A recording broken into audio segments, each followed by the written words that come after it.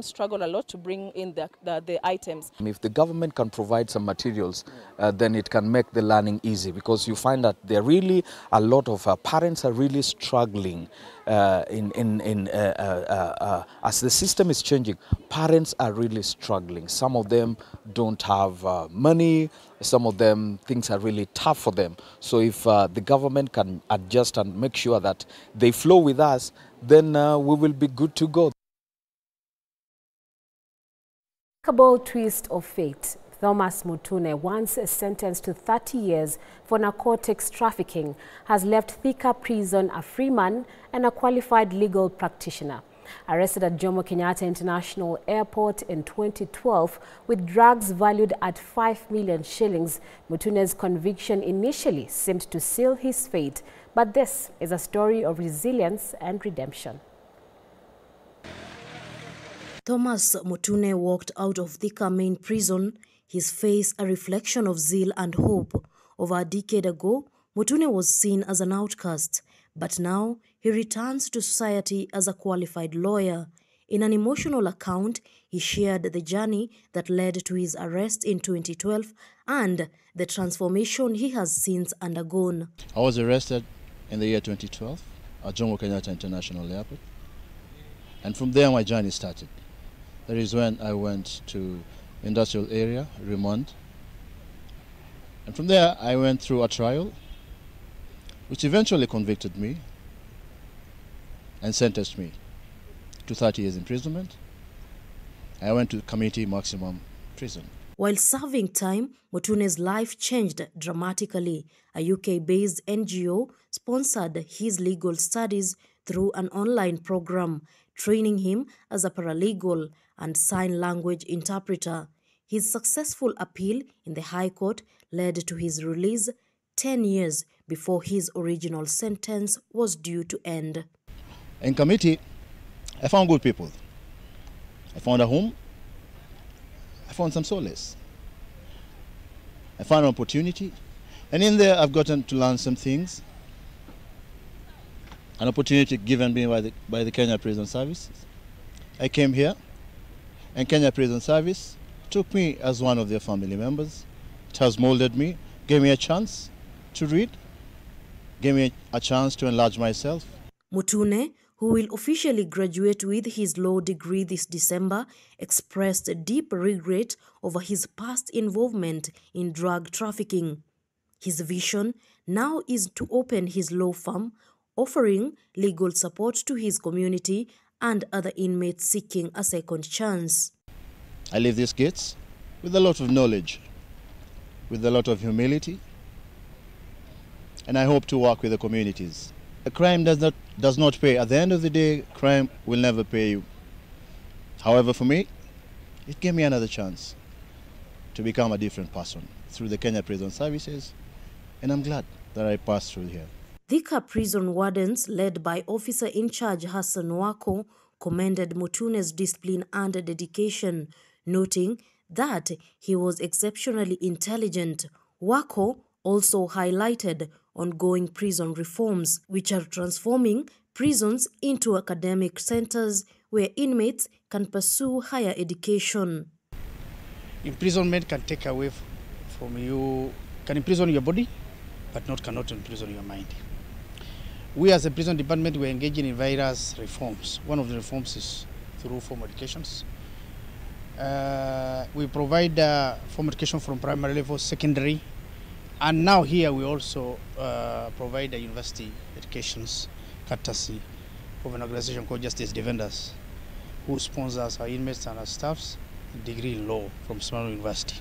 Meshak Otieno, Kenyan representative for Justice Defenders, echoed this sentiment.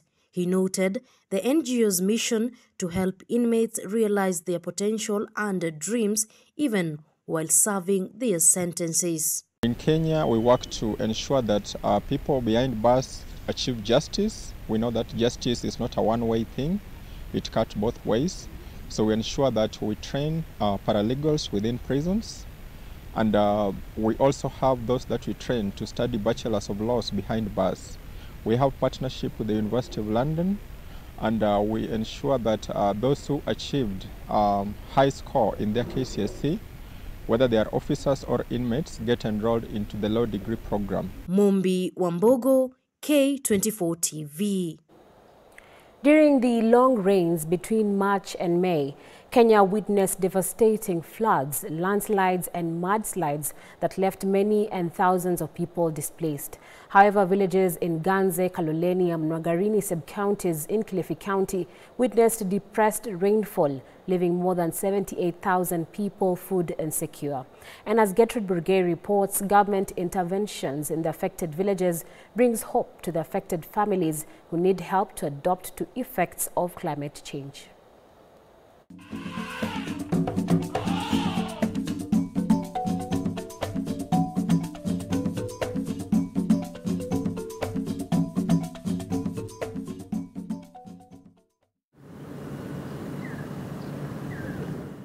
From the horizon, what meets your eyes is a dry and parched land, save for a few green shrubs that have resisted the hard weather conditions.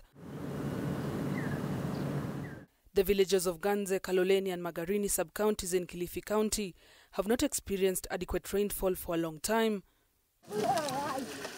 The March-May long rain season was not sufficient here, leaving locals in dire need of food and water after their crops withered and water sources dried for lack of good rains.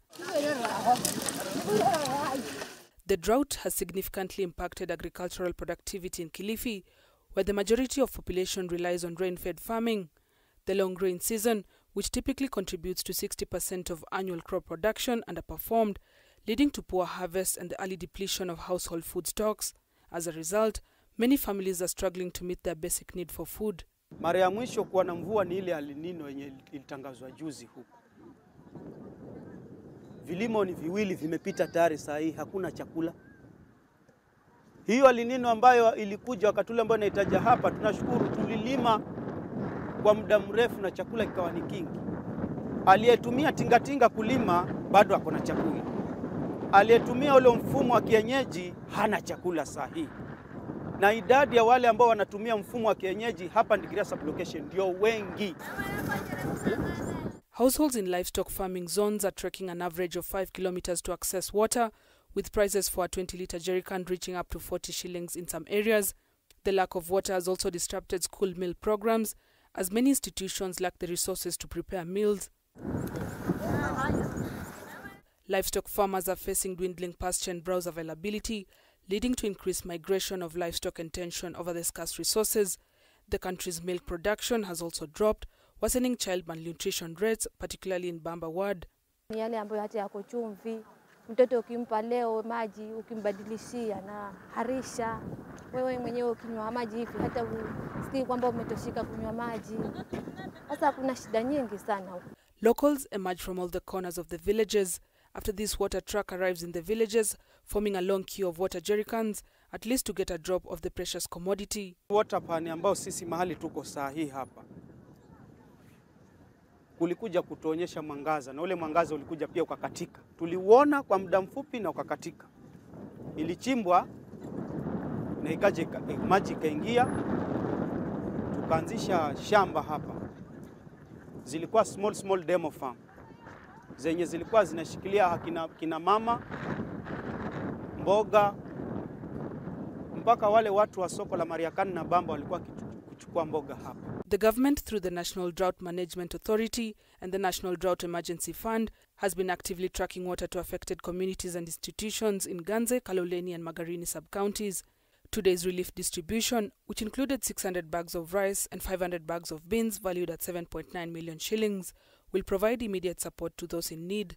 CEO ya NDMA amenihakikishia ya kwamba wiki mbili zinazokuja mtaanza kupata supplies za animal feed, chakula ya ng'ombe na mbuzi, so that mifugo yenu wasikufe.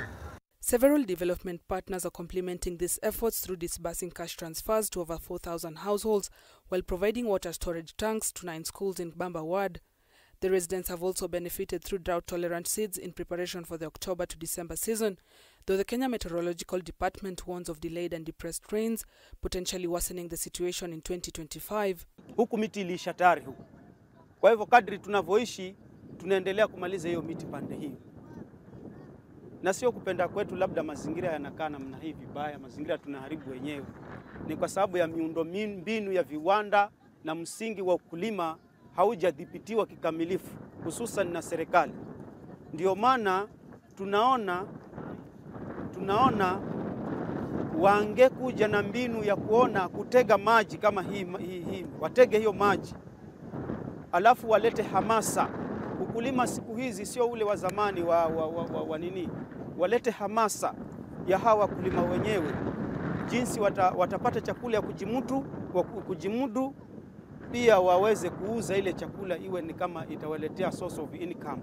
The government, however, has emphasized the need for scaled-up interventions to protect the livelihoods of Kilifi residents. This is through actions including expanding cash transfers to more households in Ganze, Sokoke, Kayafungo, Mwanaminga and Jilore wards, increasing water tracking services to drought hotspots, and providing livestock feed supplementation to sustain animal health in the most affected areas.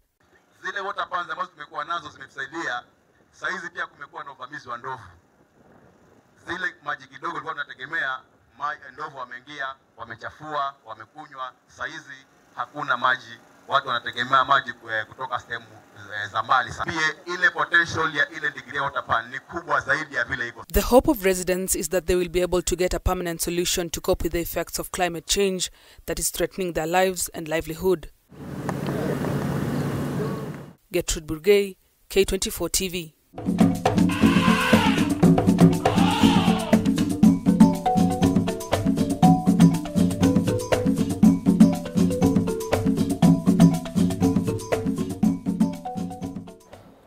Cabinet Secretary for Mining and Blue Economy, Ali Hassan Joho, has pledged to unite the coast region behind President William Ruto in support of the broad-based government. Joho, who was speaking during the Kenya Women Parliamentarian Association K24 Summit in Mombasa, has urged women leaders in the county to resist any plans to divide the county and focus on delivering to the community.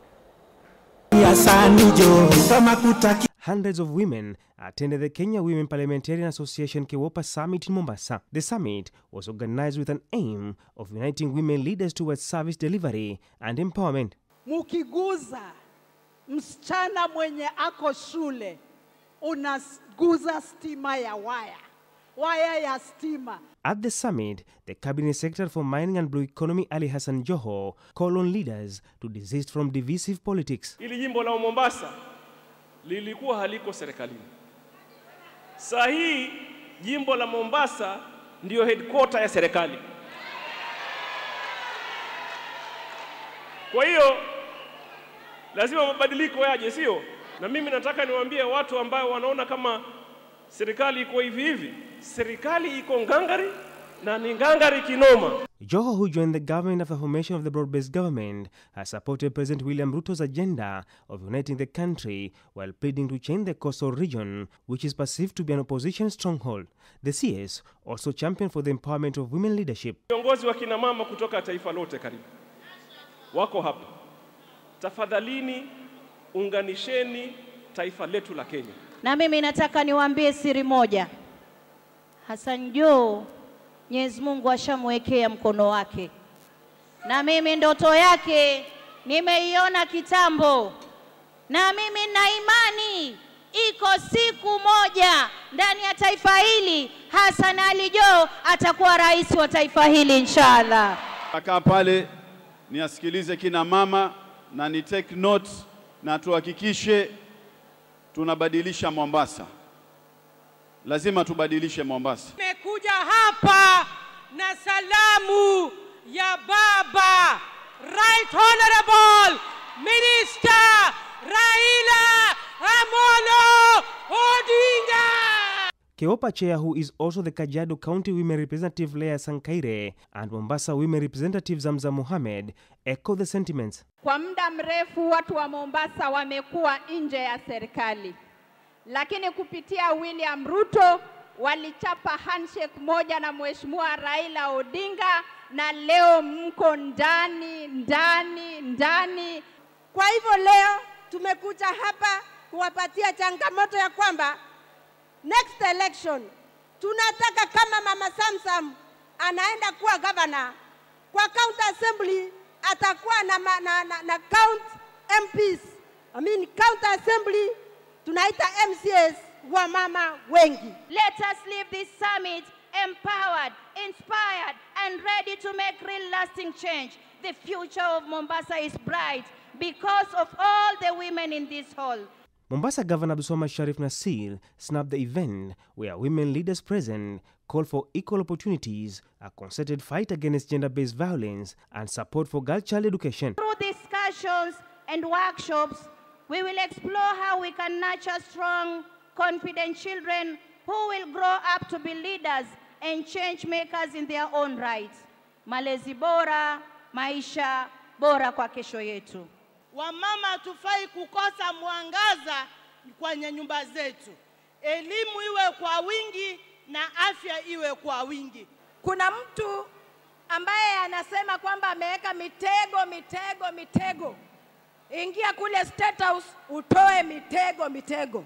Joho aliingia State House ama kuingia State House? Mitego imetoka ama haijatoka?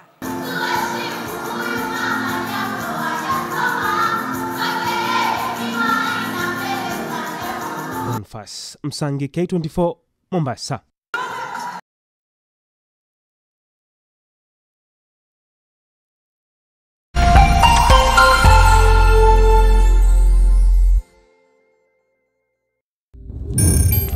Kurumisha ndege.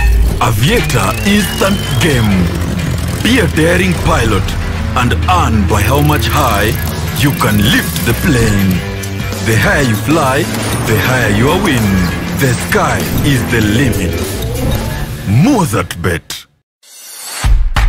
At People Daily, we believe small actions lead to monumental changes.